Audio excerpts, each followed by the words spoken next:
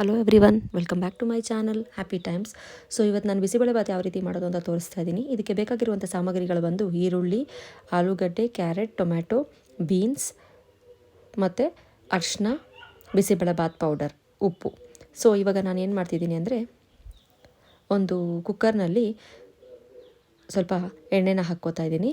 ಆ ಎಣ್ಣೆ ಕಾದಿದ ನಂತರ ಅದಕ್ಕೆ ನಾನು ಸಾಸಿವೆ ಹಾಕ್ಕೊಂಡು ಈರುಳ್ಳಿ ಕಟ್ ಮಾಡಿರೋಂಥ ಈರುಳ್ಳಿನ ಅದಕ್ಕೆ ನಾನು ಸೇರಿಸ್ಕೊತಾ ಇದ್ದೀನಿ.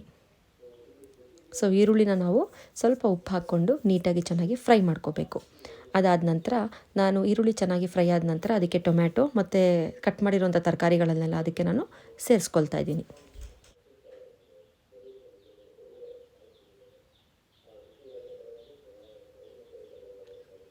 ಸೊ ಇದಕ್ಕೆ ನಾನು ಇವಾಗ ಉಪ್ಪನ್ನು ಸೇರಿಸ್ಕೊತಾ ಇದ್ದೀನಿ. ಇನ್ನು ಸ್ವಲ್ಪ ಉಪ್ಪು ಹಾಕಿಬಿಟ್ಟು ತರಕಾರಿಗಳನ್ನೆಲ್ಲ ಚೆನ್ನಾಗಿ ಫ್ರೈ ಮಾಡ್ಕೊಳ್ತೀನಿ.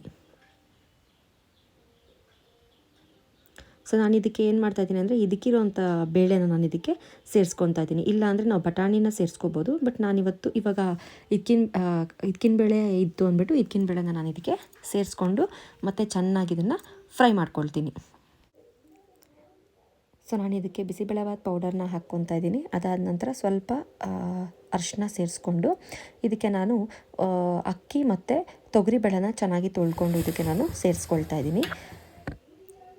ಸ್ವಲ್ಪ ಜಾಸ್ತಿ ಕ್ವಾಂಟಿಟಿಯಲ್ಲೇ ನೀರು ಹಾಕ್ಕೊತೀನಿ, ಯಾಕಂದರೆ ಇದು ಸ್ವಲ್ಪ ನೀರು ಥರ ಇರೋದ್ರಿಂದ ನಾನು ಸ್ವಲ್ಪ ಜಾಸ್ತಿನೇ ನೀರು ಸೇರಿಸ್ಕೊಳ್ತಾ ಇದ್ದೀನಿ. ಅದಾದಮೇಲೆ ಒಂದು 4-5 ವಿಷಲ್ನ ಬರ್ಸ್ಕೊಳ್ತೀನಿ. ಸೊ 4-5 ವಿಷಲ್ ಬಂದಿದ್ದಾದಮೇಲೆ ನಮಗೆ ಬಿಸಿಬೇಳೆಬಾತು ರೆಡಿ ಆಗುತ್ತೆ. ನಾನು ಇದಕ್ಕೆ ಸ್ವಲ್ಪ ಬೆಲ್ಲನೂ ಸೇರಿಸ್ತಾ ಇದ್ದೀನಿ. ಸ್ವಲ್ಪ ಸ್ವೀಟ್ನೆಸ್ ಬರುತ್ತೆ, ಸೊ ಅದರಿಂದ ಬೆಲ್ಲನೂ ಸೇರಿಸ್ಕೊಳ್ತಾ ಇದ್ದೀನಿ. ಸೊ ನಿಮಗೆ ಈ ವಿಡಿಯೋ ಇಷ್ಟ ಆಗಿದ್ದರೆ ಲೈಕ್ ಮಾಡಿ, ಶೇರ್ ಮಾಡಿ, ಸಬ್ಸ್ಕ್ರೈಬ್ ಮಾಡಿ. Thank you.